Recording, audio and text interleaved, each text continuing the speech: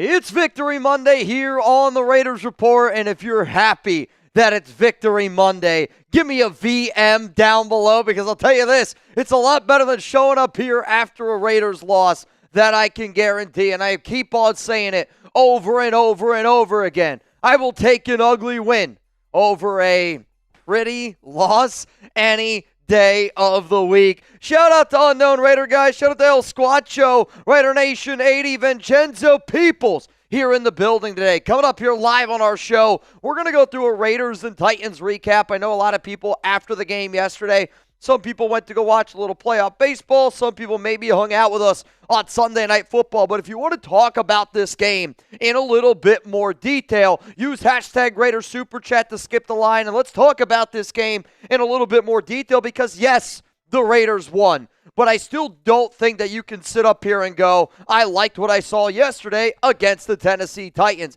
Now, I usually like to do this segment, winners and losers, because the Raiders haven't been winning. I haven't felt like doing it. So today, we're going to bring it back, and we're going to do our Week 6 winners and losers. I'm going to tell you who played well on the offense and defensive side of the football, and then I'm going to tell you who did not play well on the offensive defensive side of the football. We're going to be breaking down those Week 6 winners and losers. If you haven't already, make sure you vote at the live poll up there. Who was the Raiders MVP versus the Titans? Right now, 43% of the votes coming in for Devin White. Let's go to the next show that we will do today. Storylines heading in to Week 7. We stayed late last night for Sunday Night Football.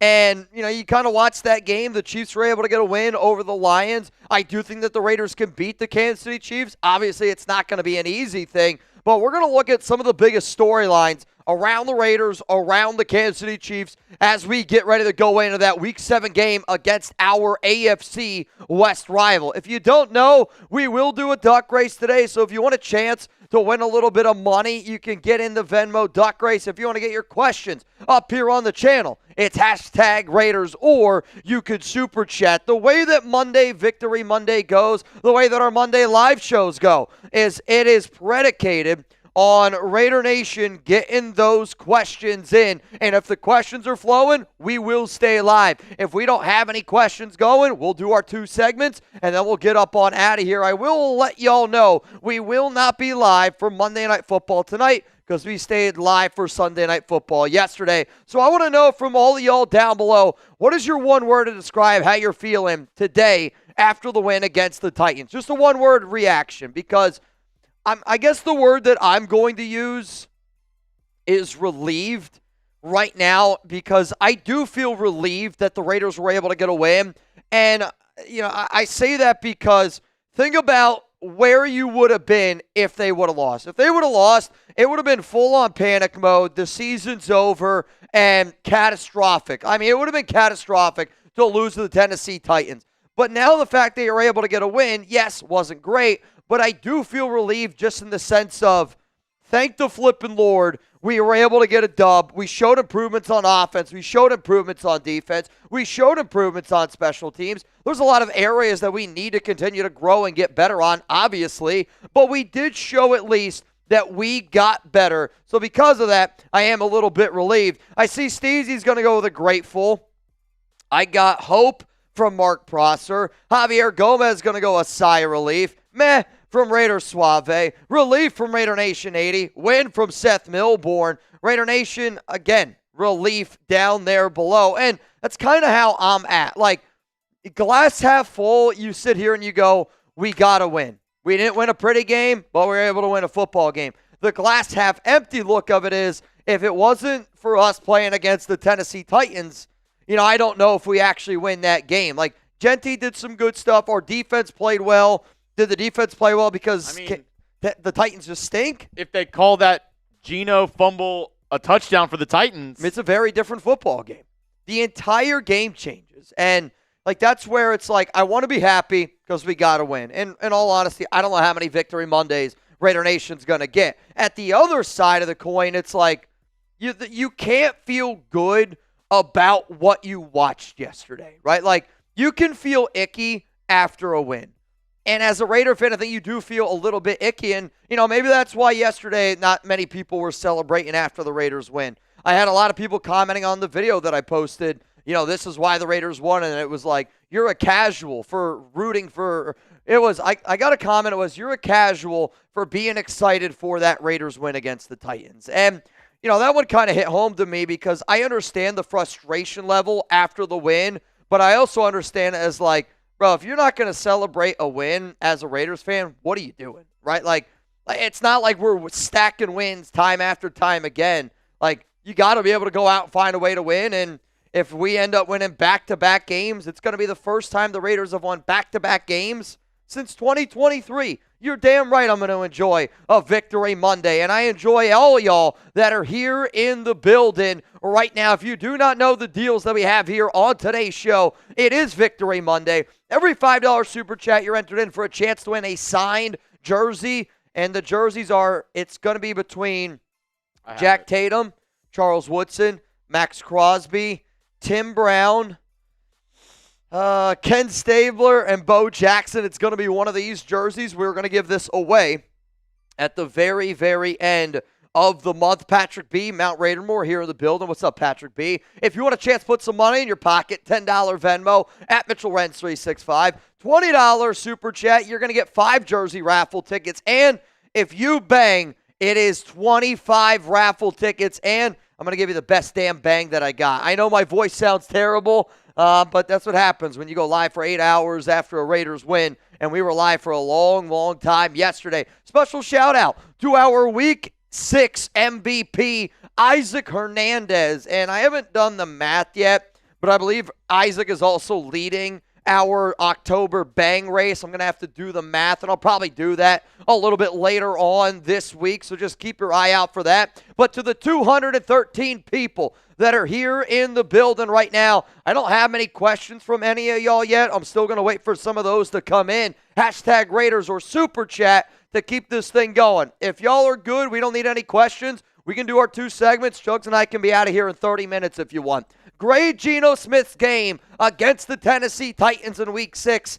A, B, C, D, or F. Let me know down below. Geno Smith's game against the Titans in Week 6. Give me an A, B, C, D, or F. I'm going to sit up here, and I'm going to go it was a C game.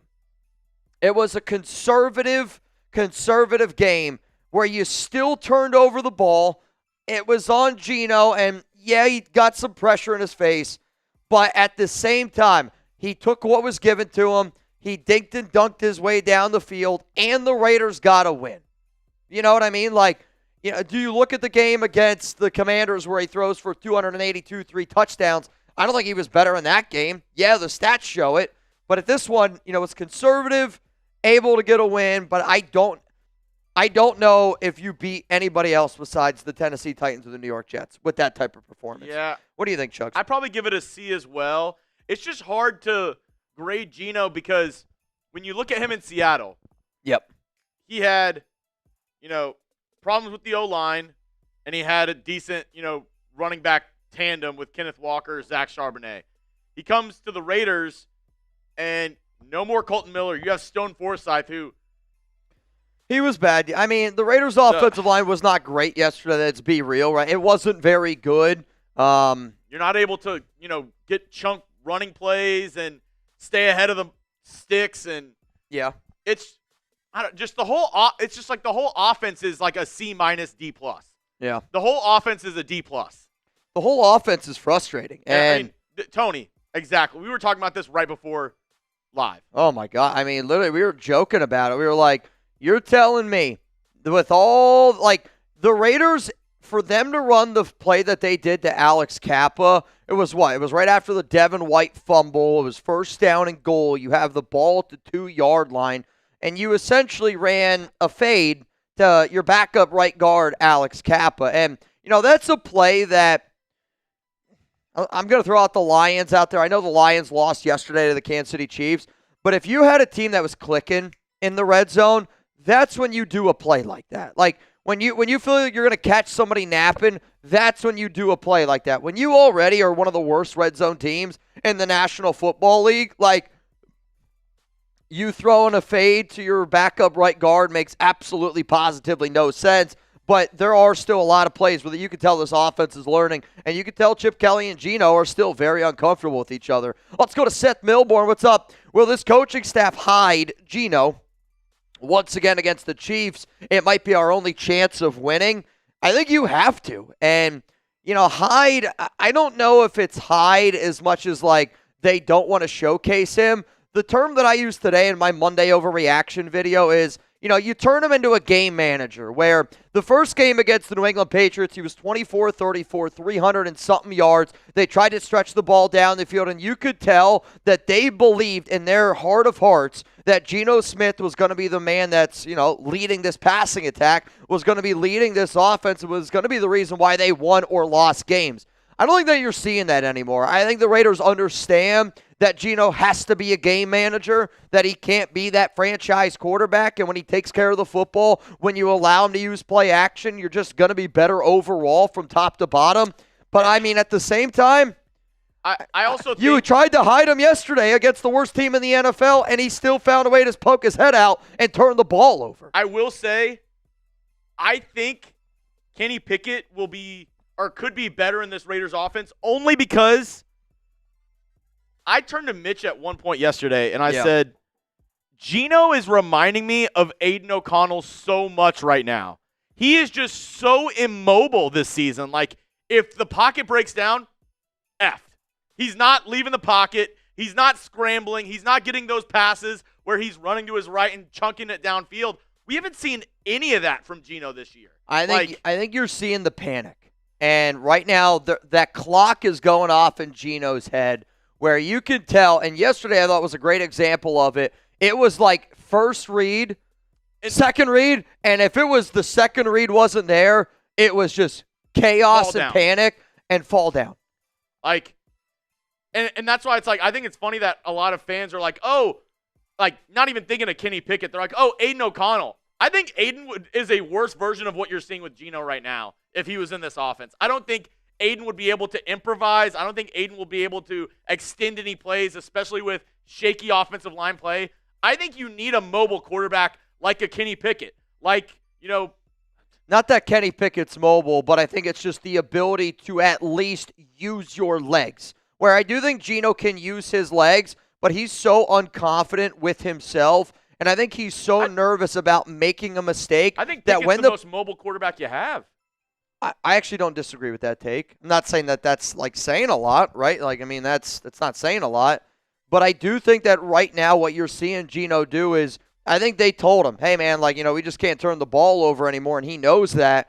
And because he knows that, the panic sets in a lot quicker. And, they're trying to get the ball out quick, but teams also are taking away that deep ball. And when teams are taking away that deep ball, it's forcing Geno to kind of dink and dunk his way down the field. We'll see, though, because I'll tell you this.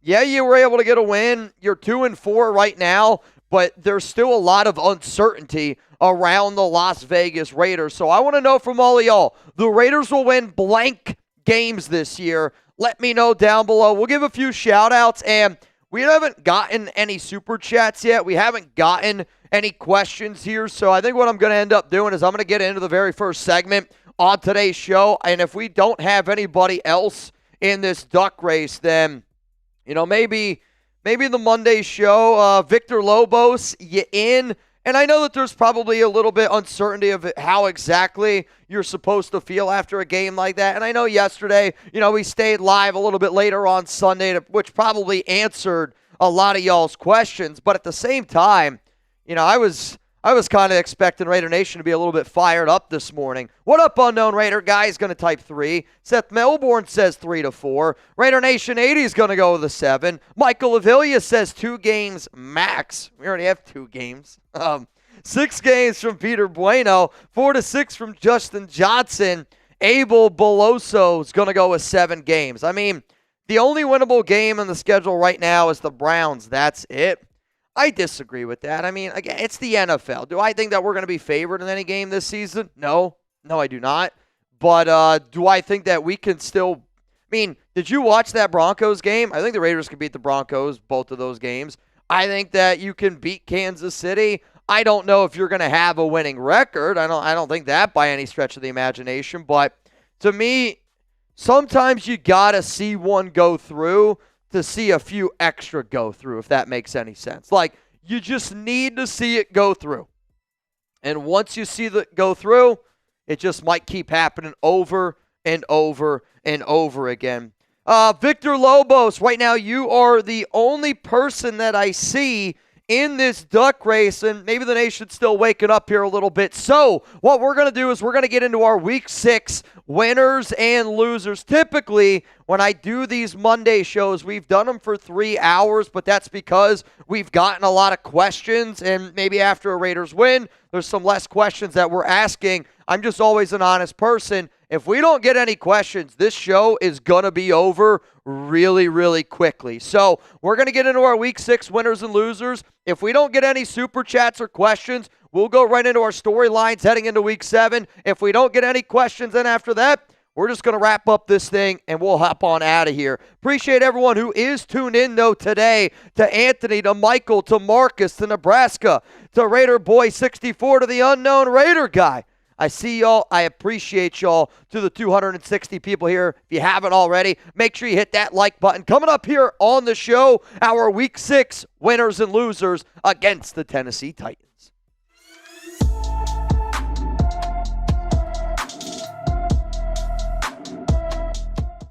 Raider Nation, what's going on? It's Mitchell Rentz here, host of the Raiders Report, and coming up live on today's program, the Raiders Week 6 winners and losers up against the Tennessee Titans. Some of you might be sitting here going, Mitch, I haven't seen you do this video the past few weeks. I haven't done this video the past few weeks because we haven't had too much to look at in terms of a winning situation. After a win against the Tennessee Titans, I want to be able to do this show. And the reason why I want to be able to do this show is because it's one of my favorite segments that I do. It's one of the top segments that my real ones always ask me for after a big-time Raiders win. And if you are a real one, give me an RO4L down below, because even after an unsexy win, a win is a win in the NFL, and I'm going to celebrate this shit out of this Raiders win. So if you're sub, type RO4L down below. So the way that our winners and losers is going to go is I got the 5 biggest winners on offense and defense, and then I have the 3 biggest losers on the offense and defense, and it's going to be ranked. So from 5 all the way down to 1,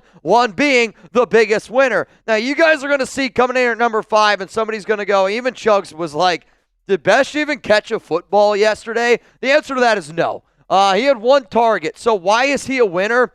There weren't a lot of winners on the offensive side of the football yesterday. Let's just be very honest with ourselves. But the reason why I'm going to put Besh as a winner, and the only reason why I'm doing it, snaps. He started over Dante Thornton Jr. He ended up really getting way, way more snaps than Dante Thornton Jr. And I think at this point, he has now inserted himself clearly as the wide receiver 3 for the Las Vegas Raiders, which, as you could see coming into this game, that was not the case. For that reason, Jack Besh coming in here at number 5 on my winners on offense. Let's go to number 4, and I'm going to go Alex Bachman, another guy who actually did not touch the football at all on the offensive side of the football. But the reason why I'm going to give this one to Bachman, he was a lot better in special teams. And he was a big part of, I think, helping out our punt return game. Dylan Laube got a little bit banged up yesterday. He's got a hamstring injury, so you might see Bachman on some more kickoff returns. But yesterday, I looked at the entire team, and I wanted to see improvement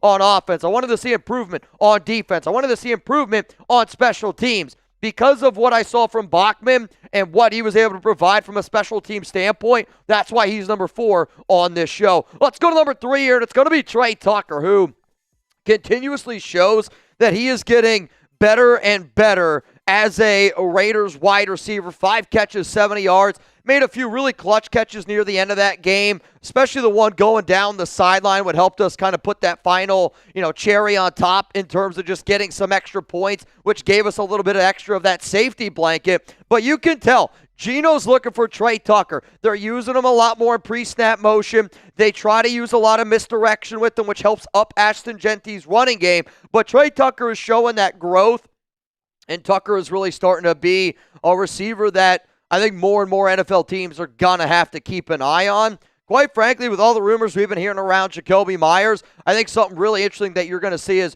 if the Raiders start going to Trey Tucker a little bit more, maybe they're doing that in preparation for a potential Jakobi Meyers trade. Let's go to number 2 here for our winners on the offensive side of the football, and this one's got to go to Michael Mayer. He has a really good opportunity to get some extra work with Brock Bowers being out. Mayer missed the last 2 weeks with that concussion issue. 5 catches, 50 yards. That receiving touchdown from Geno Smith earlier in the game.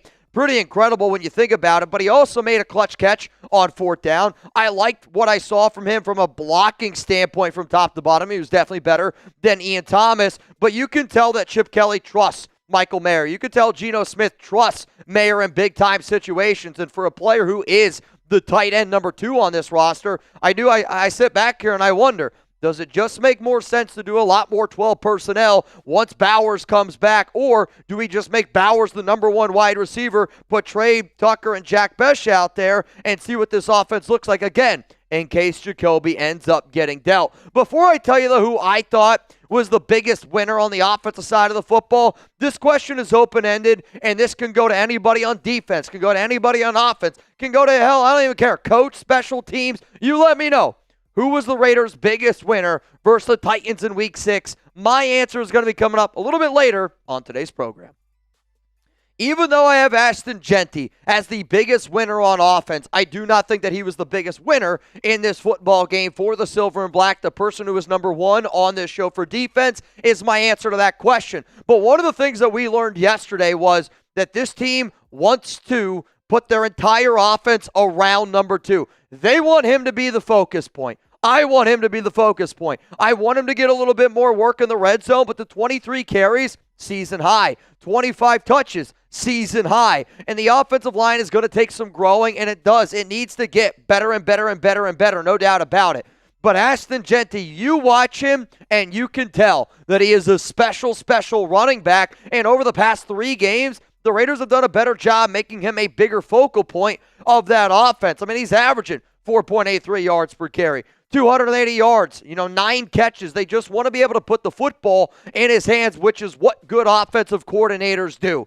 They put the ball in the best player's hands, and Ashton Jeanty right now is the best player you got on offense. So the more and more you give him the rock, the better and better things are going to be. Coming up next on the show, we're going to get into the losers on the offensive side of the football. Coming in here at number 3, I got to say it's Dante Thornton Jr., and it's only because no targets, no catches. He's been kind of getting weaned out of the offense, and yesterday did not start, and it was a lot of Jack Besh. Quite frankly, if I had to guess, Jack Besh had 50 more snaps than Dante Thornton Jr., if I had to guess off the top of my noggin. Coming in at number 2, it's going to be Geno Smith. They tried to hide him in every way humanly possible. Threw the ball only 23 times, 17 of 23, but the biggest problem was you threw the interception. You threw an interception in a moment that you didn't need to throw a pick because we could have at least put some points on the board. The other thing, though, there was a fumble, and it was picked up. It was returned for a touchdown.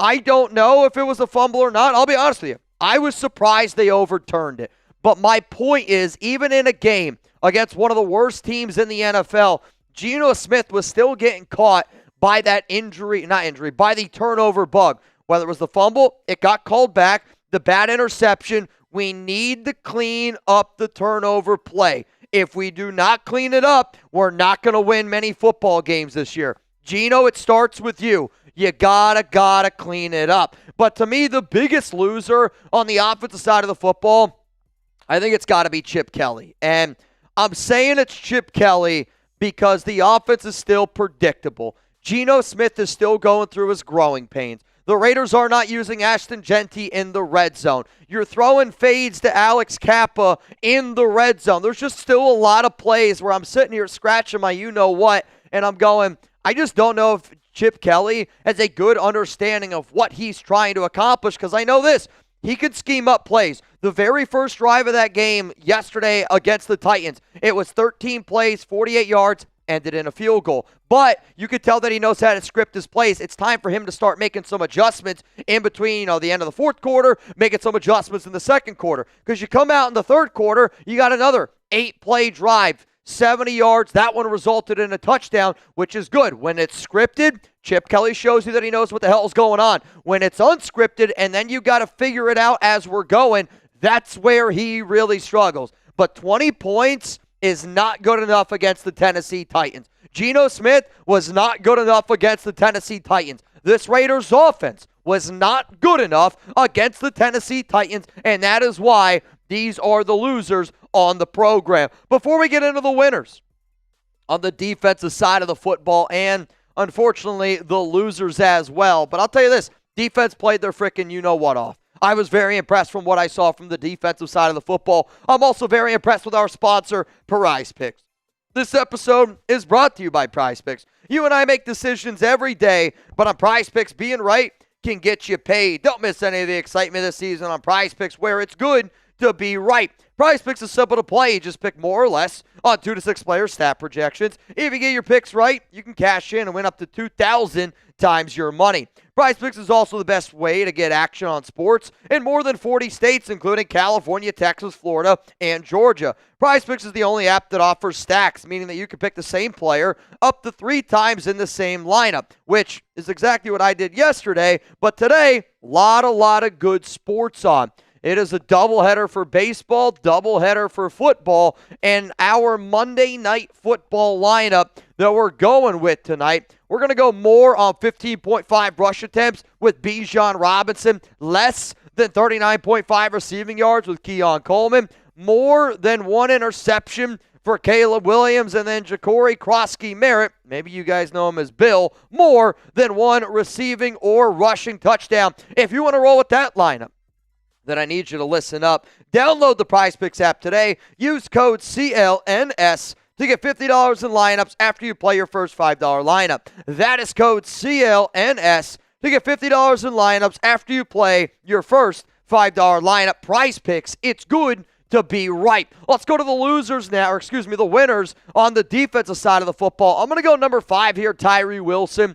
4 tackles. He had a tackle for loss. He had a really big fumble recovery. He was the one that jumped on top of that football from Devin White, which then resulted in that touchdown at the 2-yard line. I wish that they would use him as a defensive tackle more, and I'll just keep saying it over and over that I just wish he would get some of those extra opportunities at the defensive tackle position. But I do think the Raiders' defensive line played a stellar game yesterday, and they won in the trenches up front. That's why the Raiders defense showed out. Let's go to number 4 here. I'm going to go Eric Stokes. And I kind of didn't know where to go exactly with, to me, there were clearly some winners. And there's a lot of winners on this show.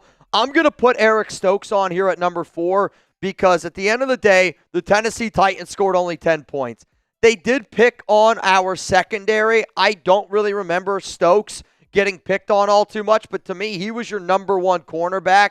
And he was somebody that they didn't really test all too often. Now, maybe, they were testing out Kai Blue Kelly, and they were testing out Darnay Holmes, and they were testing out some other players in that secondary. But I think for the most part, you saw a good game by Eric Stokes. He was able to show that he was healthy. He was able to stay healthy throughout the remainder of that game. But Stokes, to me, was somebody that I was impressed by in that one. Let's go to number 3. It's going to be Jonnu. And at defensive tackle, probably one of my favorite things that I saw him do is there's that new dance. I don't know what dance he hit, but, bro, that shit is going viral on social media, and I don't know what the kids are calling it, but he hit that thing hard, man. 3 tackles, 1 tackle for loss, a sack, a quarterback hit. I just liked what I saw from him. Lucky Fotu also had himself a sack, but for Jonah, he made a lot of his plays in really important times. And, I wish I could sit back here and remember the exact moments of all those plays, but I remember sitting here going, oh, wow, it's another big play by Jonah. Oh, wow, it's another big play by Jonah.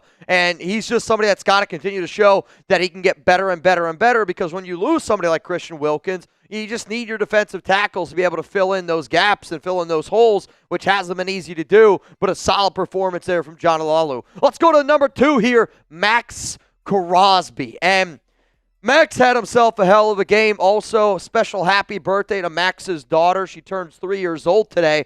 And I don't know, a lot of threes up on that screen. 3 tackles, 2 tackles for loss, 2 sacks, 3 quarterback hits. The Condor was going all over the football field yesterday, and he made a lot of really key plays. Teams are honing in on him. They're trying to double team him. They're trying to take him out of the football game. But I think what you saw yesterday from Max was that effort level times 10. And He was the amount of times that you saw Max get maybe denied at one spot and then he's trying to go around the other way to try to get after Cam Ward. It was a constant pressure from 98, which is what you need on the tape. But coming in here at number 1, and to me, the MVP of this ball game, I think it's got to be Devin White. And, you think about the Jermaine Pratt story. Jermaine Pratt also led the Indianapolis Colts in tackles yesterday, by the way. But losing your top linebacker in Pratt means you needed your other linebackers to step up, which is exactly what Devin White did. But they also used him the right way. They used him as a true just like north linebacker. I don't want a north and south linebacker. I want him to go straight. Get after the quarterback, be an athlete, pin your ears back, stop the run. That's what Devin White needs to do.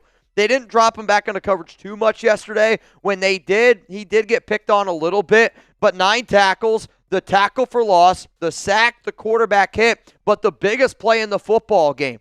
Devin White strip sack fumble, recovered, Raiders end up getting a touchdown. It was the biggest play of the game. When you start a drive at your own 2-yard line, when you win the turnover battle in a football game like that was yesterday, and that was an ugly, ugly football game, you needed somebody to make a play. You needed somebody to step up. And I thought Devin White stepped up, made a play, and helped this Raiders offense cash in. Because without that Devin White strip sack fumble, this looks like an entirely different football game. Coming up next here, though, we're going to get into the losers on the defensive side of the football here on the Raiders Report. Before I do that, though, I got to give more and more love to some of our MVPs and to the people that showed us love when we went live yesterday for Raiders and Titans. Shout out to the MVP, Isaac Hernandez. He's going to be getting some really sick signed Raiders Report swag this week for just being an absolute legend, over 6 bangs yesterday. But you know what, though? There was a lot of people, and Chugs and I were joking about it. Shout out to Ron Raspberry. Bro put in basically an entire 8-hour day slaying bots yesterday. But the Kevin Pratt to Cove Utter, the Night Devil, a horse in his beer, Wild One, Venthrak. Shout out to Steve. Shout out to Nelly Fig. Shout out to Bono, Yoda Jenkins. I mean it. I was live 8 hours yesterday, and I'm not going to lie to you, I'm hurting a little bit today, but we're doing what we do because y'all do what you do. And I hope that you always know that if you bring the energy, I'm going to bring the energy. And I hope that you always bring that energy. These people brought the energy. Let's go to the losers, though, on the defensive side of the football. Coming in here at number 3, I'm going to put Malcolm Kuntz. And yesterday somebody asked me, they're like, did Malcolm Kuntz even play? There were a few times where I noticed him out on the field, but he's just not making an impact this season. And, you kind of sit back and you go, well, when is it going to happen? When is it going to happen? When is it going to happen? And the Raiders had 6 sacks. The Cam Ward-led Tennessee Titans are one of the worst offenses in the NFL. I believe the Titans have now had Cam Ward sacked more than anybody in the NFL. I believe 25 sacks have gone against the Tennessee Titans. And even in a game like that, Malcolm Kuntz was silent. Even in a game like that, you didn't even know if he really played. And I just expect more out of a player that you paid $12 million for, and he just hasn't been able to go out there, and he hasn't been able to do it. Coming in here at number 2, Isaiah Paul-Mal. I don't know how many times I got to feature him as a loser. I feel bad because I don't think he's a bad player. The Raiders are just using him in the wrong way. They're using him as a free safety. He continues to get exploited. Teams continue to pick on him in the secondary, and he continues to give up touchdowns. But number 1 here, man, by far I would say the biggest loser for the Raiders on defense, it's got to be Kai Blue Kelly. I don't know when Pete Carroll, I don't know when this coaching staff is going to look themselves in the mirror and go, yeah, all right, I think that we've already done the Kai Blue Kelly thing. I think we've tried it for 6 weeks now, and it's been an absolute positive disaster. He leads the NFL with most receiving yards against. He gets picked on all the flipping time, and when you're looking for third down, when they're looking to pick up that clutch first down, the offensive coordinators, quarterbacks, they're going after Kai Blue Kelly. They're going after Isaiah Paul-Mal. We need somebody in the secondary. We need somebody that can cover. And I don't know if there's somebody out there on the open market. I do know there's somebody out there on the open market. But at this point, you got to make a change. Because if you keep rolling with Kai Blue Kelly and Isaiah Paul-Mal and you're playing them the way that you keep playing them, the Chiefs are going to run train on you. The NFL's going to run train on you. And this entire season is just going to feel like a railroad track of you getting run over and over and over again. So, Pete, if you want to keep sticking with this, Give me a choo-choo down below. I want to know, Sip the Haterade, who was the Raiders' biggest loser versus the Titans in Week 6? Let me know down below what that answer is. I don't feel like it can be a Kai Blue. I don't feel like it can be an Isaiah Paul Mal. For me, the Raiders' biggest loser against the Tennessee Titans in Week 6 was Chip Kelly. And I think that has to be Chip Kelly, and it has to be the Raiders' offense as a whole.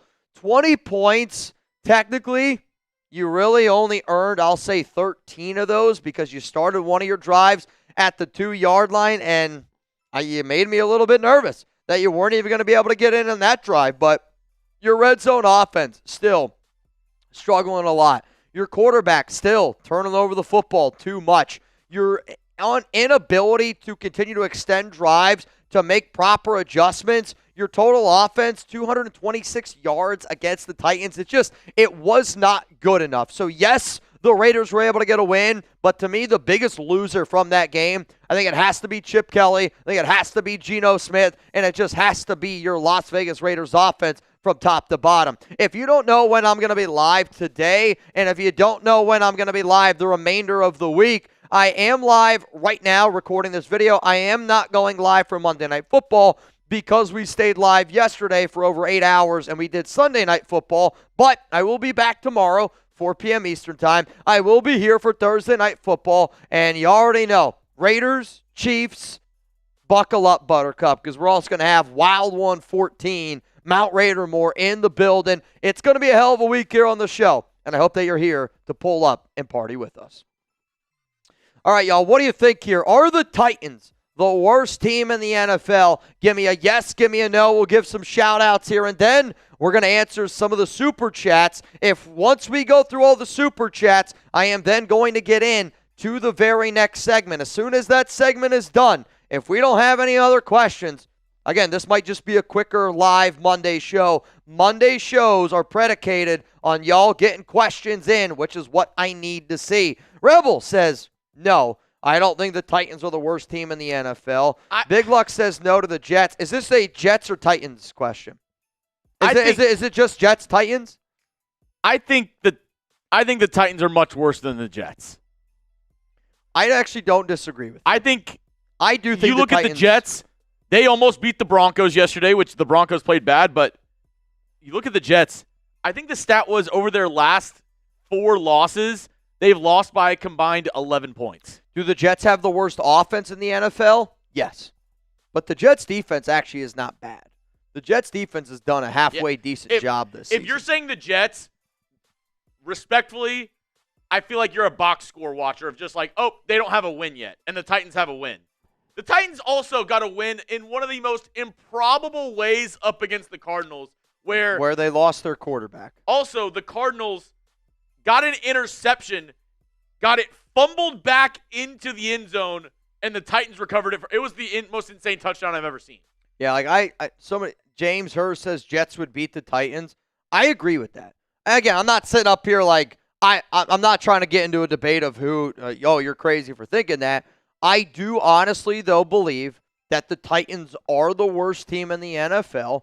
I do think that the Jets would beat the Tennessee Titans, but it's only because the Jets have a defense. They have no offense. I mean, their offense is really, really flipping bad this season, no doubt about it. I think the Justin Fields as a starter experiment. I think it's got to be done. Yeah, I think that's about done with. I actually think that you'd be better off with a Justin Fields-led team that you just run the football.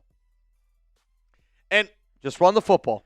I mean, over and over and over and over again. It is funny because out of the quarterbacks that the Raiders were looking at this offseason, Geno Smith, Justin Fields, Sam Darnold. Darnold easily the best out of those 3. I mean, it's not close right now how much better Sam Darnold looks than those guys. Oh, I mean, it's night and day. It's literally not close.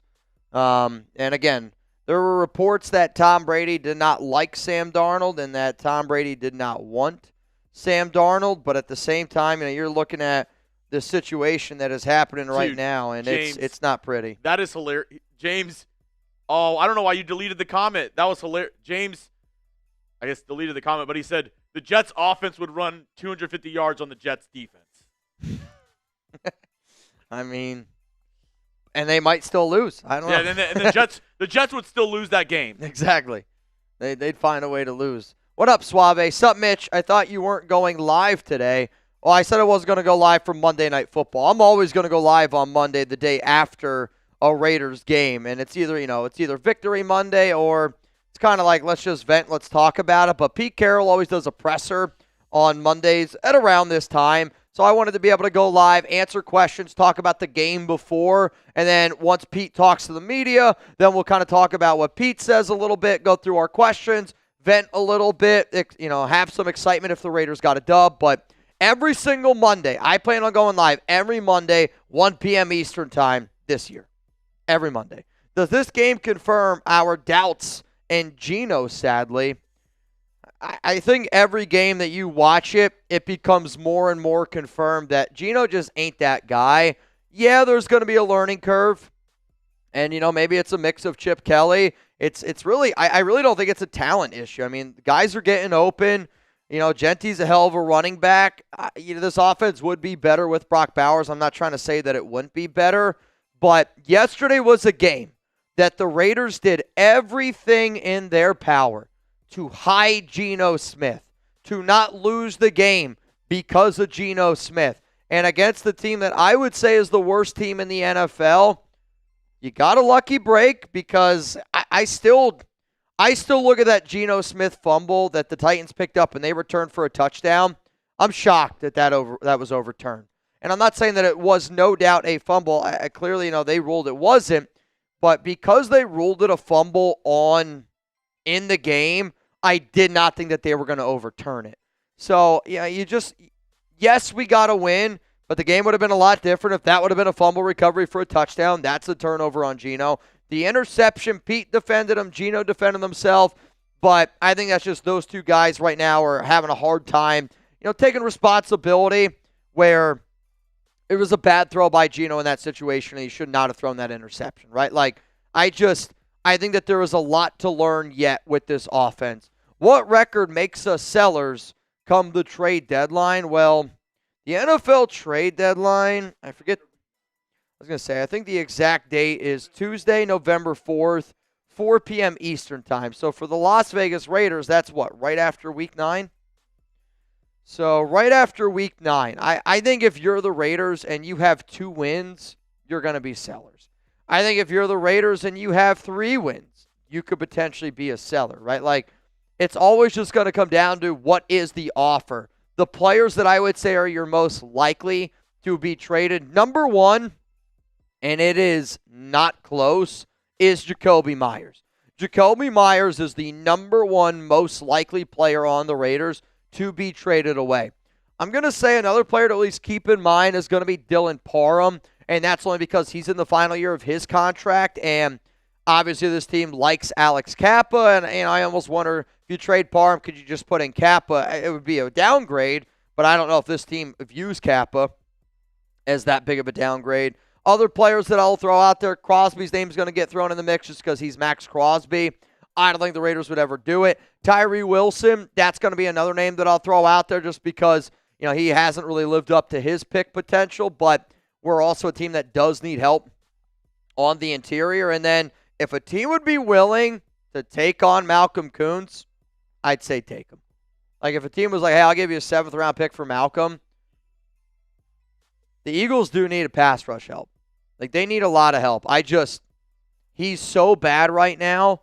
If a team's willing to take on that contract, I'm not kidding you, I'll take the draft pick for him because he's been that bad this season. Let's go to Richard Black. What's up, Mr. Black? Appreciate you tuning in. If you want to get your questions, your comments up here on the show, it is #Raiders or Super Chat to skip the line. Every $5 Super Chat, you're entered in for a chance to win a signed Raiders jersey. Mitch, if we lose to the Chiefs, yes, the Chiefs, do you think we will be sellers? If we lose to Kansas City, you fall to 2-5, right? I think no matter what, you're going to be in the conversation of being a seller more than a buyer because I don't believe that the Raiders are truly trying to buy right now. I think that their true Super Bowl window is, in 2026, 2027. That's when they're really looking down the barrel of that gun. But If you lose to Kansas City, yeah, you're going to be more likely of a seller.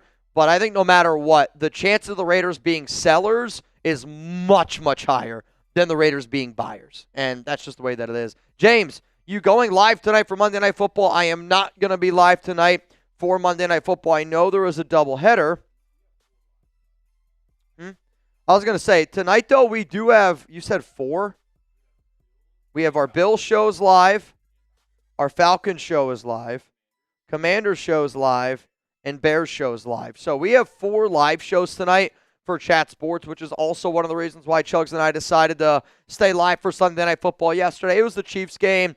We were like, after a Raiders win, let's celebrate it. Let's keep the good vibes rolling. So that's why we did that. But if you're looking for Chat Sports content, Falcons, again, any team that's playing Monday Night Football, we have a show, we have a channel for all 4 of those teams. And I'll tell you this, the Bears show is going to be a crazy one, no doubt about it. That's one of our biggest channels here. But low-key, that Falcons game, going to be interesting. I think Falcons-Bills is very interesting only because of how bad that Bills loss was last week. Also, over or more or less than 2.5 times. Now I'll go more or less than 3.5 times they show the Hail Mary from Commanders Bears last year on tonight's live or on tonight's show. I mean, they're going to mention it a bunch. You have to. They're going to show it at least 5 times. It's Caleb Williams against Jaden Daniels, and it's also the play that you could argue ruined the Bears last year. I mean, what was their record? I mean, they were moving. They were like 4-1, 4-2, and then they lost. I think they lost 8 straight after that. They lost like every game. It was unbelievable. Brian, full submission Chugs. What is our likely record to be? Mitch, your record prediction in the early year probably better than mine. I believe you had them at 9-8. Yeah, but at this point, I don't think that's going to happen. I think you're going to run in. I think you're going to run into another 3 wins. I don't know 10, when. 6-1. Yeah, see, at this point, I would sit here and I'd go, you're probably a 5-6 win team. You're probably now maybe they make, major corrections, maybe they make major adjustments, but I don't know who it's going to be against. I don't know when you're going to run into that win, but if I'm just looking at when the Raiders are going to be favorited, I don't think the Raiders are going to be favorites another game this season. But, I do think that you can beat the Browns. I do think you can beat the Broncos. I do think you can beat the Cowboys. I mean, I look at every single game on the Raiders' schedule right now. There's not a game on there that the Raiders can't win. I get it, Kansas City. But that game yesterday, Kansas City also got a lot of calls that went their way. And, Chugs and I were talking about it. 0 penalties against the Chiefs yesterday. 0 penalties. You're telling me Kansas City didn't make any mistakes? Come on, let's be honest with ourselves. But to me, the Raiders can beat the Chiefs. The Raiders can beat the Giants. The Raiders can beat the Texans. Honestly, even the Eagles right now, they are really struggling. Like, there's not a game on here where I sit here and I go, oh, there's no chance the Raiders can win. If I'm being honest with you, though, I'm sitting here saying 5 to 6 wins is kind of where I see this football team. Sir Chai, love Chase Sr., but Raiders not trading Max to the 49ers. I'd also agree that they wouldn't do it, and they're not going to do it anytime soon. But to say, that they would never do it, I'm not saying that's what you said. To say that they would never do it is a very, very false statement, and it's only because if a team were to offer 3 first-round picks, Max is gone. I'm telling you right now, if a team offers you 3 first-round picks, Max Crosby is gone. I'm not saying that Max wants to be gone, but based on the Raiders building for the future, San Francisco has been able to show you that they're not afraid to be aggressive in years past. Who knows what the Bosa injury is going to look like. But I don't think that if a team were to make a trade, I actually don't think it would be the 49ers.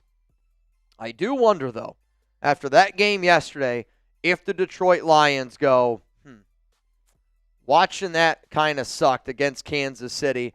And the Detroit Lions are always going to be a team that's connected to Max Crosby, no doubt about it. But I actually think another team to honestly keep an eye on is the Philadelphia Eagles because of how aggressive they are, because how much they need edge rush help. and because they clearly have a connection with the Raiders right now with Howie Roseman and a bunch of the dudes from their front office that are now a part of our organization here, with us. So The Bills. The Bills could be an intriguing team. I'll say this. I had a source tell me the other day that they thought Reek Woolen could be traded this week. I'm not saying that would be involved with the Raiders, but could you potentially get a deal done with Seattle? I don't know. Joe, Mitch, was I the only one thinking I hope Geno is hurt and goes to the bench? It was almost like a Christmas gift. Yep. I'm never going to root for a player to get hurt. If I'm guessing which play you're talking about, it's when he dove, landed on his knee, and got up a little bit slow. I will say, Joe, I do think you are the only one. Yeah, again, man, I'm not going to root for Geno to get injured. I know how frustrating he has been this season, and also the Titans just fired their head coach. Yeah. No, he just did. No, I know. I'm saying not surprised at all. The Titans just fired Brian Callahan. And, they look like one of the worst teams in the NFL. And after a loss to the Las Vegas Raiders in a very, very embarrassing game, the big-time breaking news is the Tennessee Titans have just fired head coach Brian Callahan. The Raiders broke him. The Raiders made him fire him. Wow. When you lose to the Raiders, it's bad. Your head coach gets fired. The Titans are letting him go. He is now out the door. I don't know who's going to be the new head coach here for the Titans. Maybe their O-line coach. Who? Oh, Brendan Carroll. No. I'm saying for the Titans. Who's the offensive line coach? His dad. Is he really? Bill Callahan. Oh, I did not know. I didn't know that. That's the first head coach has been fired. I don't know who's going to be taking over. That's an interesting one though, but that's already Tennessee telling you, "Hey man, we're done. We're packing it in. See you next year." Angel Molina, what's up, man? Good morning, Mitch. 3 things in life: death, taxes, and Chip running the ball on second down. It's almost hard to believe how often and how predictable Chip Kelly is this season. And, I know Chip got in trouble the last time he was in the NFL where he just thought he was, his shit didn't stink. He thought that, he was doing all the right things, didn't really give a shit about what anybody else said. I know some of the Chip Kelly issues that were out there, but at the exact same time, he does really, truly need to mix it up. He does really, truly need to start making adjustments because I think yesterday, again, that game is the perfect example of what the Raiders are trying to do. And they clearly had a game plan. And when you're winning the entire game, you're kind of able to stick to that game plan. But the first drive and the first drive to start the second half were the 2 best drives you had. They were fully scripted drives by Chip Kelly. We just need to be able to do some of the better stuff in between, make some adjustments, and he's just got to stop being so damn predictable. You need a quarterback that you can trust and that can actually throw the football, but I think that all starts when you set up, first down run, and maybe the second down's a pass play. It's just a lot of second down runs for the Raiders. There's a reason why they lead the NFL in them. Let's go to Darth. What up, Darth? Why couldn't Travis Kelce keep up with his girlfriend? Because Taylor Swift.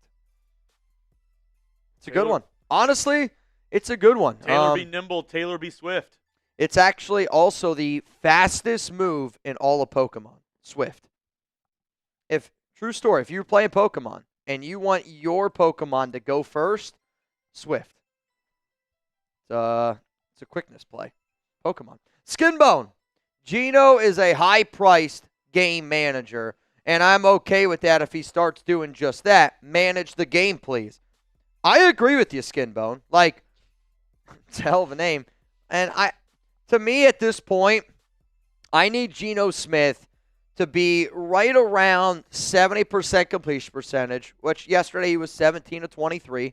I need Geno to be, somewhere around 200, 225 passing yards, which He was not there yesterday. He did a lot of dinking and dunking yesterday. I mean, quite frankly, 2.8 yards, air yards per completion, second lowest in the NFL this entire season. I mean, they clearly were like, bro, do not throw the ball down the field. Tennessee, though, also took away that. But with the ground game with Genty, if you're able to win the turnover battle, if the defense can keep playing well, because really the only game that I would say your defense played bad in is that game against the Indianapolis Colts. Actually, the Washington Commanders are the two games that your defense played bad in. The other games, though, I thought that we played well. So if our defense plays well, with the ground game of Ashton Genty, if you got a game manager that just doesn't turn the ball over, picks up first downs, does the exact right read, change at the play, line of scrimmage, you're going to win football games. And I don't really think it's that crazy to say.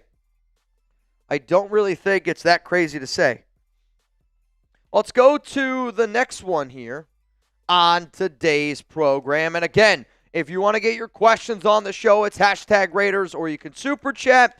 But if you super chat, you are guaranteed to at least skip the line and get it going. Should we try and trade for Sauce? No. I think Sauce Gardner, and I've said this a bunch on this show, is one of the most overrated players in all of the NFL. He's a really good cornerback, no doubt about it. But there is no chance in hell I'm paying a Sauce Gardner $30 million per year, which is kind of about the money he's making. So I know he's a good athlete. To me, if you're going to go out and trade for a corner, his name is going to be Reek Woolen. Much, much cheaper.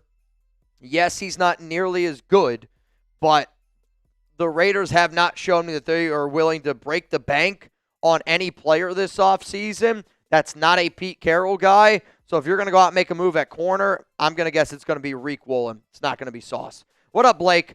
Mitch, the Raiders have one of the worst workplace cultures and highest employee turnover rate in the NFL. How can they change that? I actually don't know if that's true. And the only reason why that I say that is because every single year there is a survey that is taken by employees, all that, and the Raiders are actually always one of the highest graded. So again, I don't know if you're just like because of the turnover rate and the Raiders hiring and firing people over and over and over again. I'll say winning. But the answer is winning. There's one answer and it's one simple answer. Winning. Yeah, and I actually do not think that the workplace culture, the Raiders have done a bad job. Or we get the office-style HR meeting where they're... Yeah, I mean, Max Crosby did say that the Raiders never held a players-only meeting, which I thought that was pretty interesting because it was reported that the Raiders held a players-only meeting. Jamal Adams, though, also yesterday, if any of y'all heard his press conference, said was like, a win is good to try to get like some belief. And I don't remember the exact wording Jamal Adams said, but what Jamal Adams said was basically along the lines of like, that win was important for us yesterday so we could believe in ourselves as players, but we could also believe in coaches. And I mean, we know it's true. I mean, I talked about it last week that there are a lot of players on that Raiders team that we're wondering, are these coaches the right guys for it? So when you're able to get a win, it does put you in the right direction, but also at the exact same time, not every win hits the exact same. And that win last week was clearly, I think it was against the worst team in the NFL, a team that literally just fired their head coach, Brian Callahan. Get ethical. But also, how dumb are the Titans? Like, why would you allow a coach that clearly was not a good coach to draft quarterback Cam Ward, and now, like, what the Titans should have done is they should have fired him right from the jump. I think this is smart, actually, because you had a little bit of belief in Brian Callahan, but you cut it off right now. They could have waited until like later on in the season, but I think. I guess my point is, if you knew you were going to take quarterback number one, I would have just brought in a new guy right there. Yeah. Because now you're bringing a new head coach, and technically Cam Ward's not his, which is exactly what you did before with Will Levis. But the only problem was he didn't have his own guy. Who was the quarterback before? Will Levis. And I don't think Levis was taken by Callahan. I think that was the guy he wasn't, before him. But that. But it's like But that's my point. Like, if you're the Titans, you literally are doing exactly what you did. Now, I think Cam Ward is much better than Will Levis. Oh, yeah. But at the same time, it's like you had a head coach. He drafts Will Levis, not in the first round, but at pick 33. And then now you get a brand new head coach. That guy goes out and he drafts, Cam Ward, and he's part of that regime. But now you're sitting there and you're going, well, now you need a new head coach to be able to find, like, what if this new head coach is the number 1 overall pick and he's staring there at Mendoza? I like Cam Ward. You guys know how much I like Cam Ward, but I just think if you were going to take a quarterback number 1 overall, I would want to pair that quarterback with his future head coach. I think it's kind of the Antonio Pierce debate of he never got to pick his guy. Yeah. He got stuck with Aiden O'Connell, and Sure. It kind of screwed him. Where at least with this, the head coach coming in knows he's getting a number 1 overall quarterback in Cam Ward. He was consensus number 1 this past year. I think every single team, if they were in that position, would have taken Cam Ward at number 1. I think with the right OC, right head coach, it's a much better fit than a Will Levis or, Antonio Pierce having to keep Aiden O'Connell. Because we've got to remember, Antonio Pierce has made a fool out of himself the past year, but I will always give him this. He wanted badly to take Jaden Daniels. Before the draft. Kingsbury and Cliff. Before the draft, whenever everybody was like, I don't know about Jaden Daniels. He's skinny. He's a runner. I'm not sure. He was all in, 100%, all chips in the middle of the table, wanting to take Jaden Daniels. Yep. And wanted Cliff Kingsbury. Yep. Turned out great for the Commanders. So, in, decision-making and, picking the right guys, technically he was right. Yeah. I mean, but I'll also say this. Was he right or was he – clearly right. Clearly right. But was it also like he just wanted to work with his guy? Like Jaden was one of AP's guys. Porque los nos dos. I hear you. Why not both? I hear you. You're looking at what AP and Telesco did, and I think you make an argument AP and Telesco might have been the best head coach, GM, decision-making duo from a draft and just, maybe a personnel.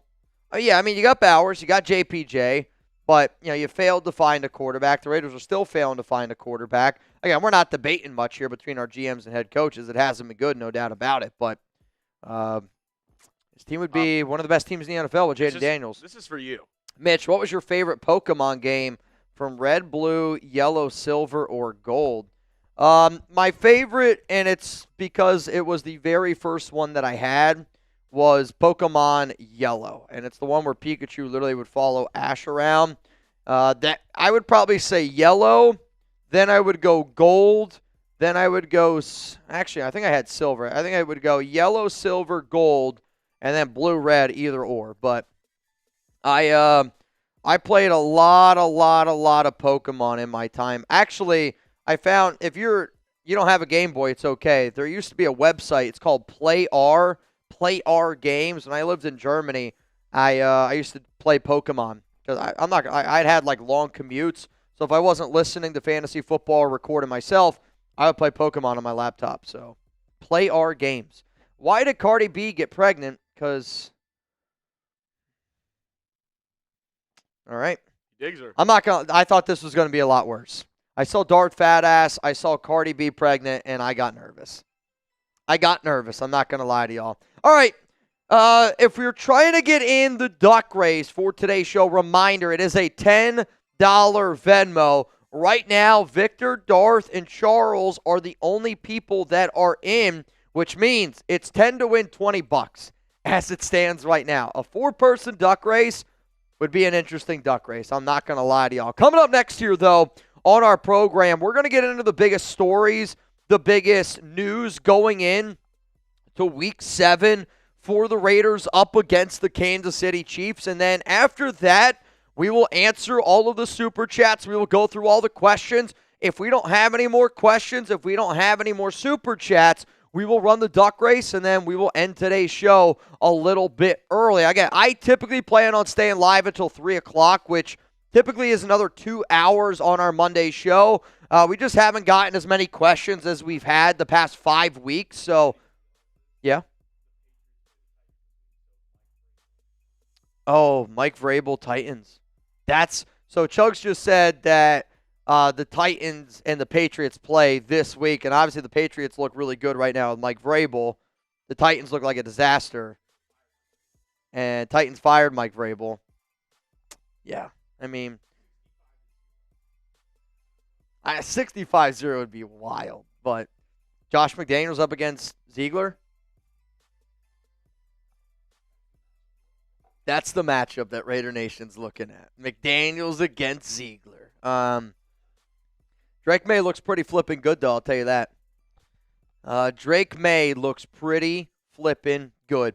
All right, y'all, coming up next here on the show, we're going to get into the biggest news, the biggest storylines here on today's program. And then after that, I got a bunch of people that literally just got in the duck race. So, to Philip Bogert in, to Brian Folsom in, Justine Gonzalez in, and then I also see Gabriel Ruiz, you getting it in. So as it stands right now, $10 Venmo, you'd go home with $45 here on today's show. If you don't know what a duck race is, it's a 50-50 raffle. I promise you this, you're going to want to get it in. You're going to want to get it in. All right, y'all, coming up, let's talk about the biggest news, the top storylines going into Week 7 against the Kansas City Chiefs. The biggest news and storylines heading into Week 7 against the Kansas City Chiefs coming at you today on the Raiders Report. My name is Mitchell Renz. Today's show is presented by Panda Supps. And if you want to try their brand new caramel protein and their brand new Sleepy, use code Raiders at pandasupps.com for 25% off. That link's going to be down in the comments and in the description of today's show. So here we're going to be looking at the Kansas City Chiefs. I know the Raiders got a win over the Tennessee Titans, and I know the Raiders kind of made the Titans just fire their head coach in Brian Callahan, but let's be real with ourselves here. Now that we're at this position, I know we're 2-4, but you can really flip your entire season around with a win over Kansas City in Arrowhead. Yes, you're only 3-4. That also means the Chiefs got another loss, and that also means Kansas City is only 3-4. So the way that we're going to do this is we're going to go through the 5 biggest storylines. To me, the biggest storyline that I'm going to be looking for from a Raider standpoint is Geno Smith. This is the biggest game of his career. And I think that this might be one of the biggest games of Pete Carroll and Geno Smith's career. And I say that because it's against the Kansas City Chiefs. And that's really at the epitome of what Raider fans are looking for. Like, you know, the amount of times that we hear, oh, what about Aiden O'Connell? Oh, Aiden O'Connell beat Kansas City. Aiden O'Connell beat Patrick Mahomes. Aiden O'Connell beat Andy Reid on Christmas Day. I know this. A win for Geno Smith and the Raiders in Arrowhead against Kansas City, it silences a lot of the doubters. And it makes the people who maybe aren't 100% sold on Geno Smith go, well, you know what? If he can beat the Chiefs, maybe we should give him another opportunity, because your last 2 wins against Kansas City in Arrowhead came at the hands of Derek Carr on October 11th, 2020, and Aiden O'Connell on Christmas in 2023. But also for the Raiders, if Geno Smith can help lead this team and be a game manager, can ensure that he doesn't turn the football over, and can just prove that, again, the Raiders have been able to prove that you don't need your quarterback to play spectacular to beat Kansas City on the road. But the Raiders haven't won back-to-back games since December of 2023. If you're able to get a win in Arrowhead against Kansas City, I know Geno hasn't played well for 6 weeks, but really, you play one good game against Kansas City, and it's going to make a lot of people forget about those bad games you had going into the bye week. The momentum's going, which I think when you watch Geno, he's clearly up here still in his head. He's still clearly not 100% confident. A win against the Chiefs, a lot of confidence for Raider Nation, a lot of confidence for Geno Smith. But I mean this, every show that I put out this week, I don't want to have to tell y'all. I want y'all to just do it. Give me an FKC down below, because if you hate the Chiefs, subscribe to the Raiders Report. The amount of content that I'm going to be pumping out this week around FKC. I mean, imagine, they had 0 penalties against them. 0 penalties against them on Sunday Night Football. We know you're always going to play the refs. You know you're going to have to beat the officials and the Chiefs when you play at home.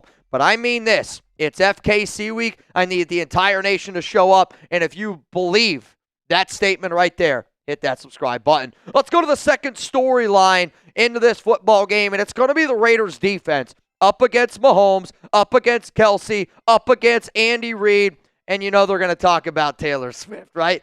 Take a drink every time you see Taylor Swift on TV when you're watching the Raiders report. But, let's say it like this.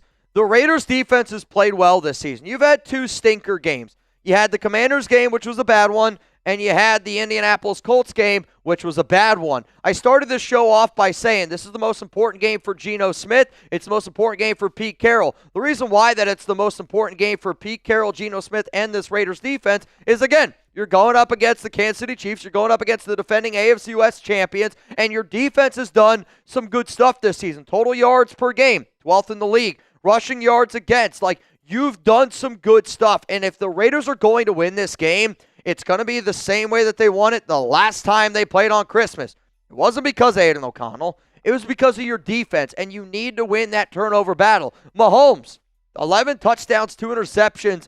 I think is playing some of the better football that you've seen over the past few years and is really carrying that offense despite having some of the injuries that they've had on the offensive side of the football, no doubt about it. But Max Crosby got to be able to get after, Kermit here. Thomas Booker, Lecky Fotu, Jonnu, Tyree Wilson, Malcolm Koonce. It's going to take an entire team effort to be able to get after Mahomes and to be able to rattle him, to make sure, though, there's not any roughing the passer penalties. But the ultimate test, and again, when you think about, and I know I'm going to say this a bunch, but it's every other team, and then there's the Chiefs.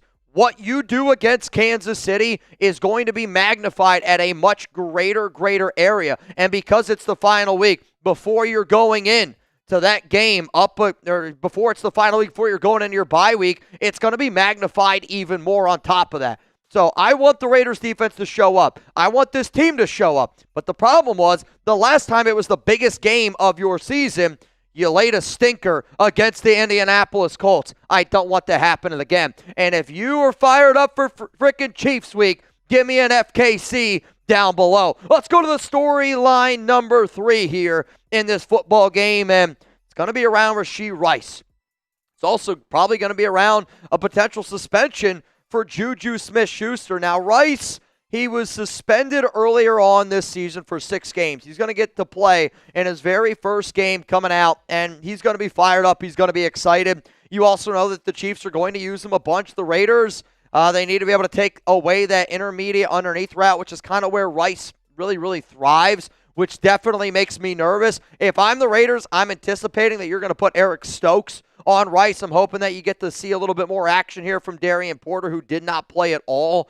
Played in like 2 special teams plays. That's about it this past week. But the other thing, though, that I'm really going to be looking at for the Chiefs and their wide receiver room is at the end of that Sunday Night Football game, there was a fight between Brian Branch and Chiefs wide receiver Juju Smith-Schuster. Now, if it was up to me, I wouldn't be surprised if there was a suspension for Juju, for Branch, and for that skirmish at the end of this football game. If they lose Juju, they're going to be able to replace him this game with Rashee Rice. But at the same time, though, I do think Smith-Schuster helps out that offense, and without him, it is going to benefit this Raiders defense from top to bottom. But, if you're the silver and black, you can't just look at the tape that the Chiefs have put on the field over the first 6 weeks. I think what you got to do is you got to, learn from that tape, but then you also need to be able to see what the Chiefs did last season with Rashee Rice. It's going to be a lot of crossing patterns. They're going to use them in the middle of the field. If you're the Raiders defensive coordinator, Patrick Graham,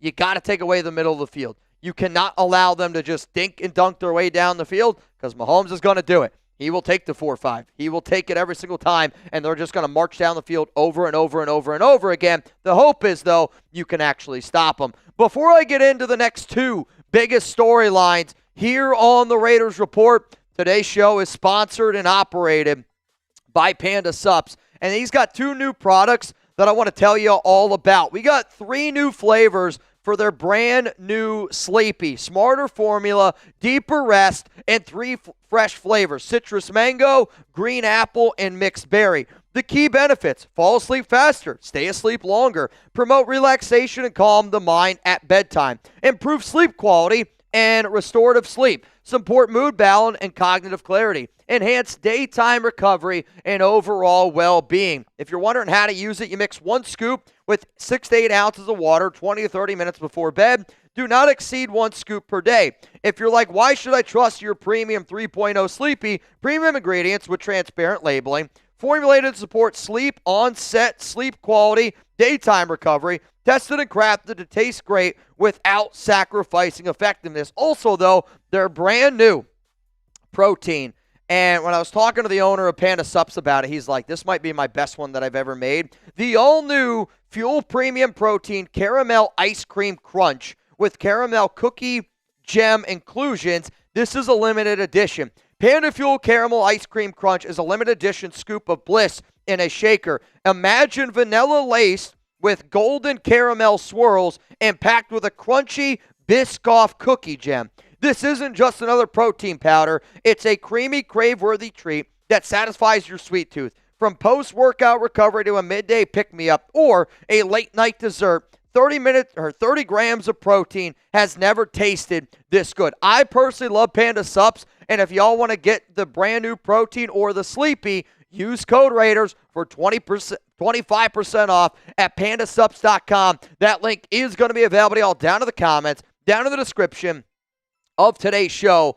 But I mean this. I love Panda, and Panda I use every single day. I use their creatine. I use their BCAAs. I use their protein.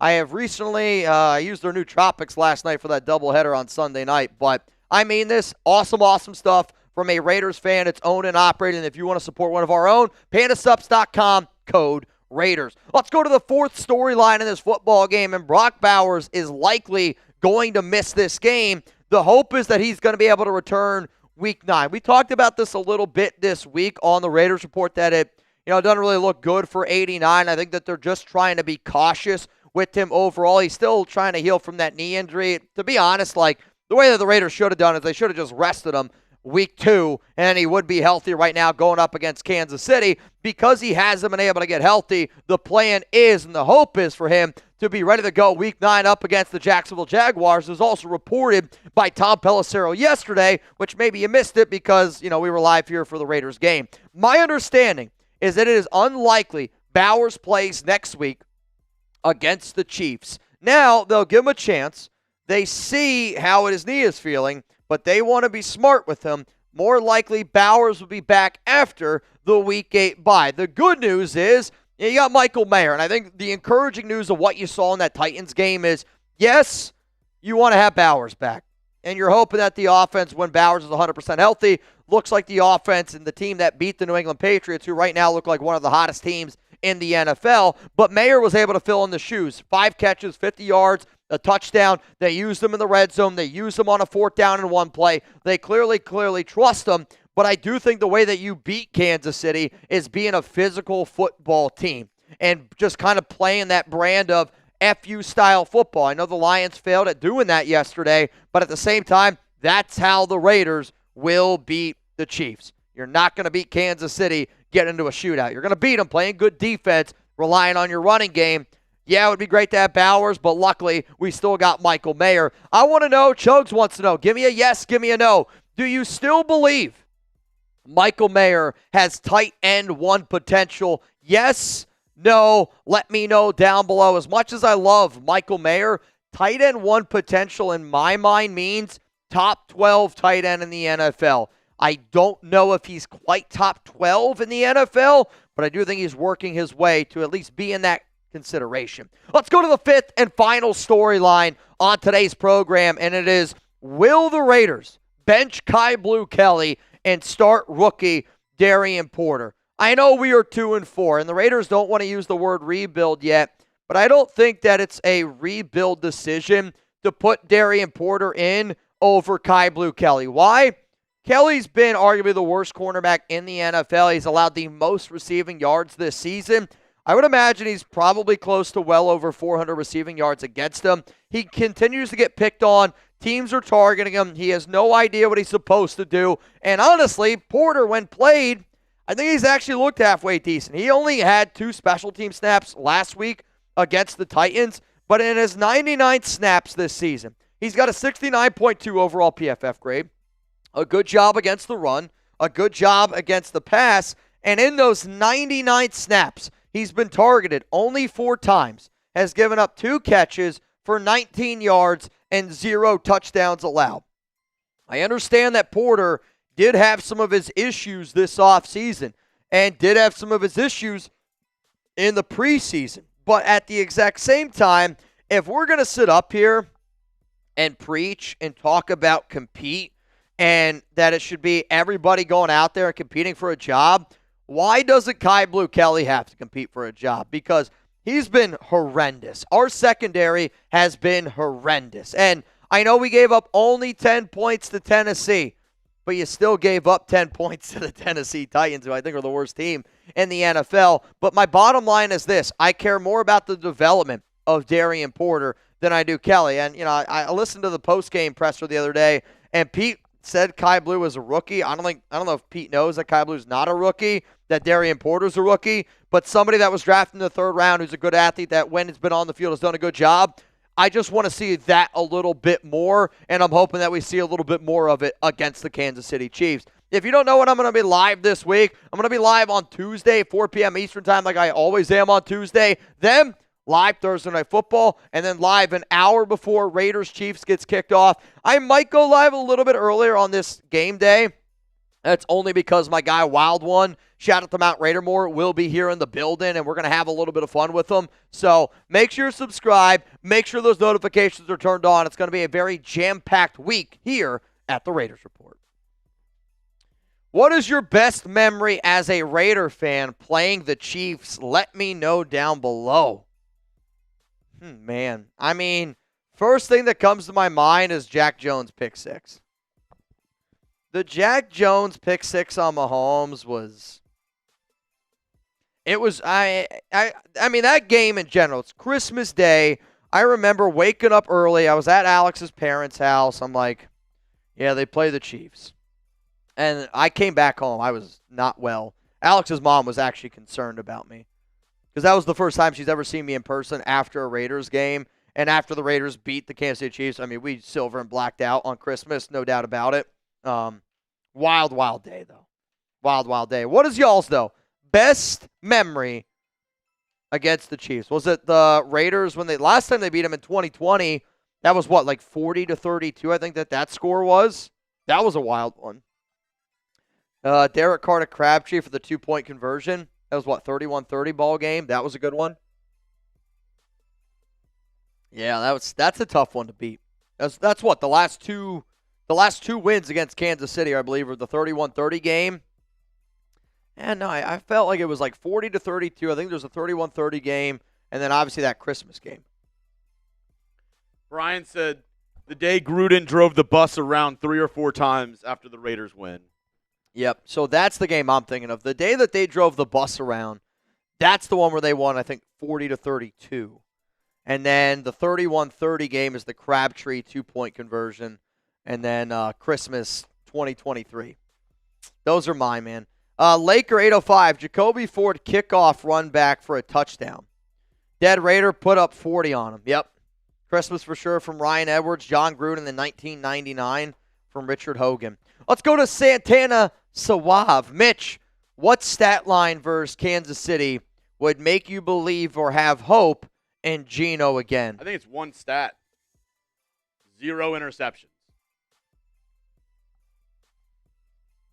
I think that's a good one. If he's able, even if he doesn't play a great game, if he doesn't turn the ball over, if there's 0 interceptions, 0 fumbles, if there's 0 turnovers, you'll be like, okay. To me, even if he turned the ball over, if the eye test and if the tape was like, all right, he looks good, I'm going to feel good about it. My problem is I haven't felt good about Geno Smith in weeks. The first game against New England, it's a good game. I thought he played well. He had a game up against, then it was the Commanders game, a lot of empty stats. The Bears game was a bad game. The Colts game was a bad game. The Chargers game was a bad game. In my opinion, I think Geno Smith has 1 good game, 5 bad games, right? So I need him to be able to take care of the football, but at the same time, I want to see him execute this offense. And the stat line, though, maybe if there's a W next to his name. Yeah, because quarterbacks are looked at by how many wins and losses you have. And even he could lead the season this year, he could lead the league in interceptions, he could have a career high in INTs. If the Raiders won more games than they lost, I think that's a damn good season. But yeah, I think at this point it's the turnovers because they're clearly trying to hide him, and he's still turning the ball over, which is not a good sign at all. Suave again. Reminder: once we get through all the super chats here, which I believe we only have one more to get to from Richard Black, I am going to let you all still get some extra questions in. If you're trying to get in the duck race right now, it is a $10 Venmo at Mitchell Rents 365. I see Noah is in, and then Arnolfo. Hope I pronounced that right. You are in. Right now, you're up to win $55. We'll do a 50-50 raffle, duck race style. But after we get through all these super chats, if we don't have any more questions on today's show, we'll do that duck race. And then, like I said, we'll hop on out of here. Richard Black, Kai Blue Kelly. Excuse me. I've always been a Swiftie, but now even more since she made a special appearance here on the Raiders Report just the other day. Hot. I mean, Taylor and Dandy. I went back and I watched it. That beer pong game it's scary. Yeah. There's a lot of skin. A lot of skin.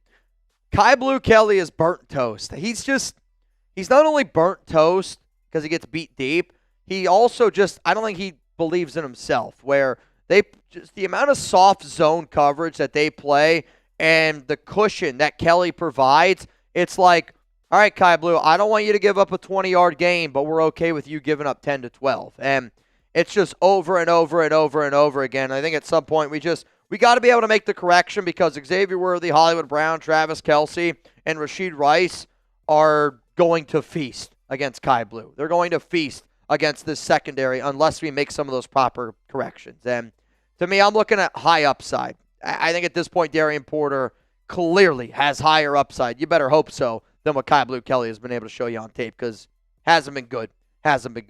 To Richard Hogan, to Eric M., to Roy McCoy, Joshua Garcia. Shout out to all of y'all. Listen to this stat. The last 4 quarterbacks taken number 1 overall have seen their head coach fired during their rookie campaigns. Trevor Lawrence, Urban Meyer, see you later. Bryce Young, Frank Reich, see you later. Caleb Williams, Matt Eberflus, see you later. Cam Ward, Brian Callahan, see you later. Pretty wild. Not the best. But now, Jaguars, Trevor Lawrence, winning football games. Panthers are playing a lot better football. Bears look a lot better. Damn. We'll see if the Titans can get on track. There's a video that's going around Twitter right now of Jeffrey Simmons after the Raiders game, and he literally said, if I'm just being honest, this was probably the worst week of practice that we've had this season leading up to the Raiders game. Oh, yeah. I am looking at that right now. It started at practice, quote, just being honest, this was probably one of our worst weeks of practice. I mean, and you got to feel for a guy like that. I mean, I don't feel for him as much because he's getting, $30 million a year. My buddy used to be his agent, and then he fired my buddy. Now he hired some new guy. He's actually. I mean, he's one of the best in the league. Like, he's actually family friends with. Oh, really? He has part owner. Oh, I did not know that. I mean, again, like I've never met Jeffrey Simmons. I've heard nothing but good things about him. But we were talking about it. Like, you can make an argument the Jeffrey Simmons conversations are the exact same as the Max Crosby conversations of, are you just wasting away? Are you wasting a player away on a bad organization? Like, do you just trade him? Yeah. I mean, the crazy thing is he was there whenever they beat the Chiefs in the playoffs that year. Yeah. I know. Rebel, I don't know. He said, fun fact, Raiders are 3-0 getting coaches fired. What does that mean? I don't know what you mean. Raiders are 3-0 getting coaches fired. I mean, Callahan got fired. Is there another coach that got fired after a Raiders loss? Like, I'm trying to think of last season. The Jags with Peterson? But they won. Right? Oh, no, y'all beat the Jags.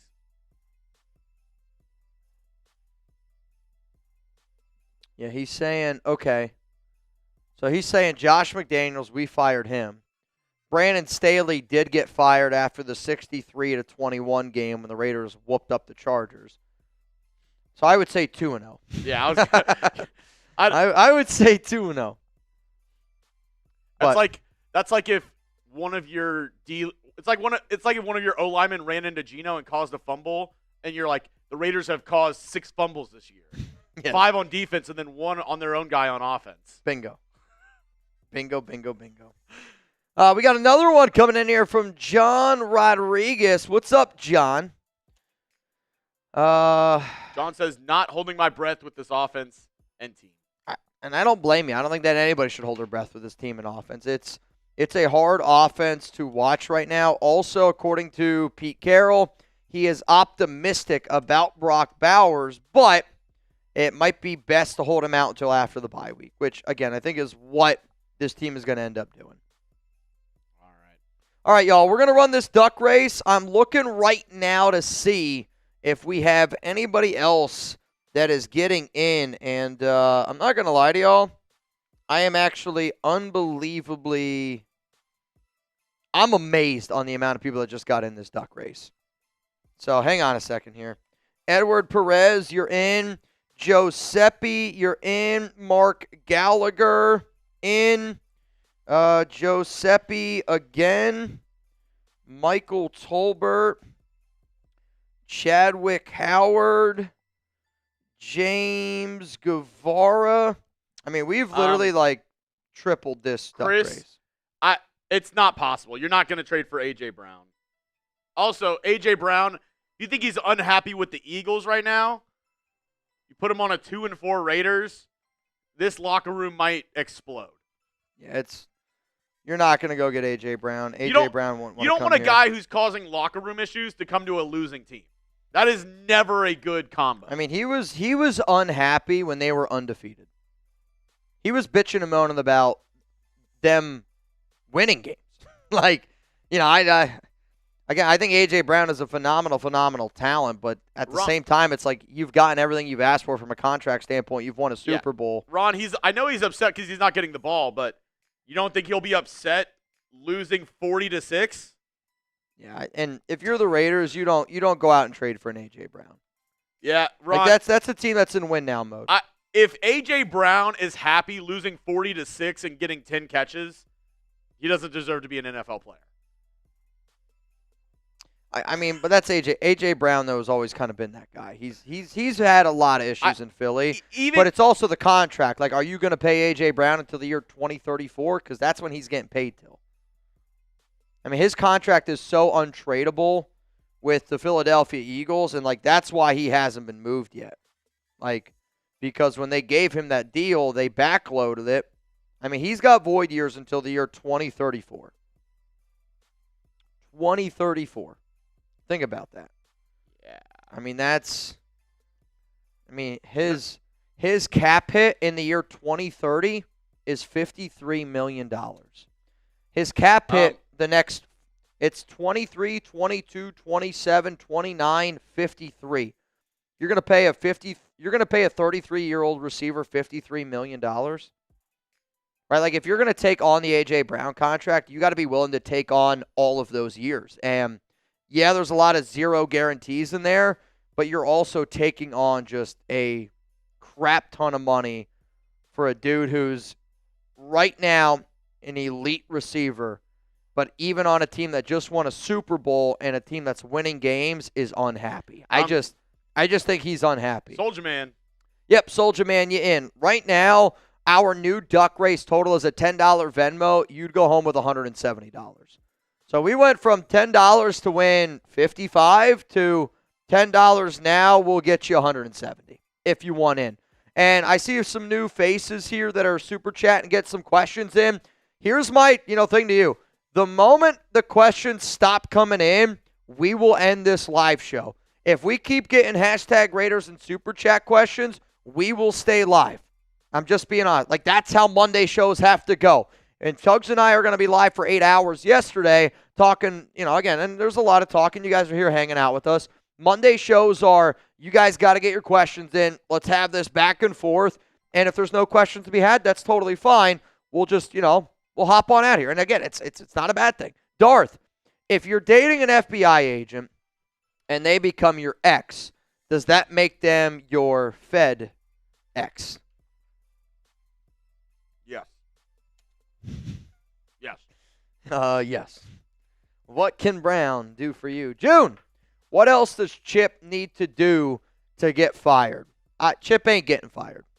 The only way Chip Kelly's getting fired is if him and a player actually get into an altercation. And I'm not saying like a fight or anything like that. Like, I'm saying like some sort of verbal Chip Kelly leaves, because why would Chip leave? He's the highest paid OC in the NFL. The Raiders, they have been tracking him down for a long time. I don't think that they want to make a change at OC. Because again, if Pete's going to be like, give Geno time, he's also saying give Chip Kelly time. So I think the only coach that's got a shot at getting fired this season is Tom McMahon, the Raiders special teams coach. What up, Soup Daddy? Mind blown how Anthony Richardson hurt himself in pregame warmups when he's not even playing. Yeah. So it was what, an eye injury? Yeah. He broke his orbital. He broke some bone in his face, which I agree with you, crazy. But at the same time, I don't know if y'all saw that injury with Travarius Ward. Travarius Ward was warming up before the game yesterday and accidentally got ran over by, I believe, his own team's, like there was another backup tight end, ran him over, put him in the concussion protocol, and missed the game. Yeah. It's just, you never know what can happen. You never know. All right, y'all. We are all caught up on all of the Super Chats here. So that means we will do the duck race. And then if we don't have any other questions that come in, Chugs and I will hop on out of here. Though I do see Ron Raspberry getting it in. What up, Ron? Appreciate you tuning in today, man.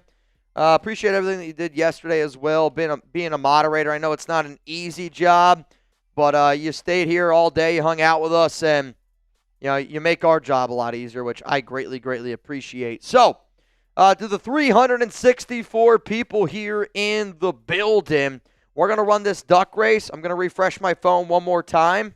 I don't see anybody else getting it in. So, 3. Did you add Ron? Yeah. 2, 1. Here we go. Winner's going home. Look at the top. With $180 here on the program. 35. There he goes. He's in the lead. Mr. Fluhey, I think I got yours, Fluhey. I'm not 100% sure. Fluhey, no, I did not get yours. I'll send that back to you. Sorry, Fluhey. That's on me. My bad. I just saw yours come in, Fluhey. Fabian, I did get yours. Yours was right at the buzzer. Right at the buzzer. To Ryan Edwards, your super chat, we will get to it here in just a moment. Gabriel Ruiz, though, got a little bit of a lead right now. Oh, sorry, Gabriel. I might have jinxed that one. Draft. Come on, Draft. Giuseppe with the top hat. We got Soulja Man, double Soulja Man here. Who's this? Uh-oh, it's Giuseppe. Giuseppe from the back. Giuseppe from the back. Looking like a madman. Giuseppe with the win. Mr. Seppi. All right, Joe.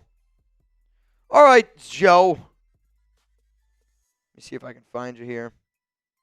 Congrats to my guy, Giuseppe. The winner of $180 here on the Raiders Report. Joe, if you could do me a solid, if you could please confirm that you just received $180 here on the Raiders Report, that would be much, much appreciated. In the chat, he said, shout out. Shout out to Mr. Giuseppe. Mr. Edwards. Come on, man. What up, Ryan? I know we won, and that's great, but that game was still hard to watch. It's always Raider Nation for life in FKC, and go Blue Jays. All right, how about this question, Ryan? Who do you guys got for the World Series? Who do you want to win the World Series? We got Blue Jays, we got the Mariners, got the Doyers. The Phils. And no, they're already out. Oh. Dodgers, Mariners, Blue Jays, Brewers. Oh, is it the Brewers and Dodgers? Brewers, Dodgers, Mariners, Jays. Yeah. All right, I'm getting my teams confused here. Who do you guys got? Who are you going with? World Series. Well, Mike Vrabel has as many wins through 6 games in New England as the Titans have had in their 23 games since firing him.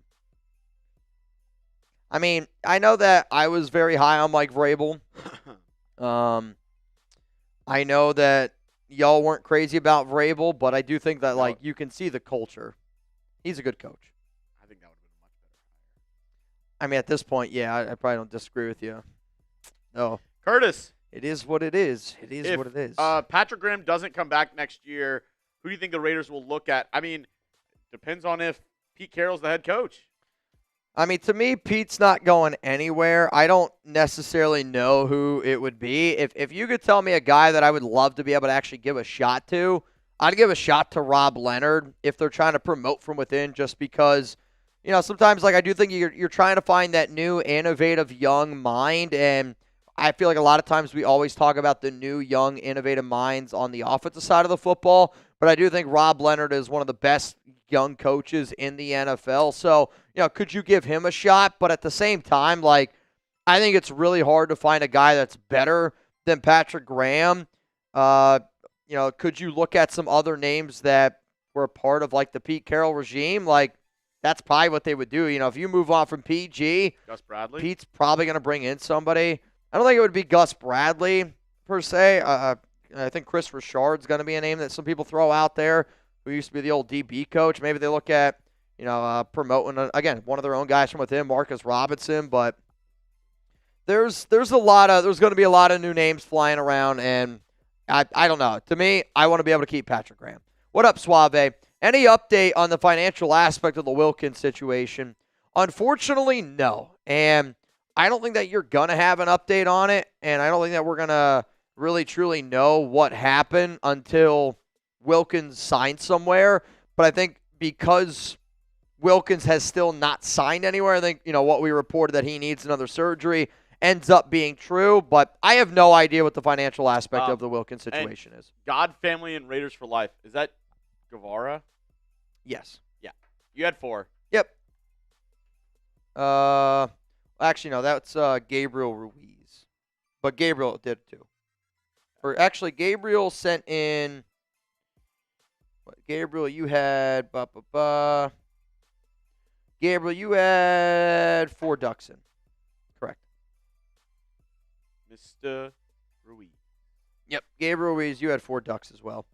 Well, y'all, that is all the questions that I see on today's live show. So because of that, I think that we are going to hop on out of here a little bit early. Again, my plan when I go live on Mondays, I plan on going live every single Monday at noon, okay? My time, so 1 p.m. Eastern time. My plan is to stay live for 3 hours. And, you know, I kind of schedule out 3 hours of my day to be able to go live, but, you know, these shows are more about, like, whatever questions you guys got going on, whatever you're thinking about, you know, like, that's what I want to talk about on these shows. No Monday Night Football tonight. No Monday Night Football tonight because, again, we stayed live for Sunday Night Football yesterday. So because we did that, we're not going to stay live tonight for Monday night. Darth, my grandfather invented the cool air balloon. It just never took off. Oh, dude, I'll tell you this right now. You couldn't find me in a cold air balloon. And yeah, I'd actually rather get in a cold air balloon. Because I know it's not taking off. Because I don't want to get in a hot air balloon. I'm good on that. Jeremy from Chugs, from me, we'll see you guys later on tomorrow, 4 p.m. Eastern Time, 1 p.m. Pacific, here on the Raiders Report.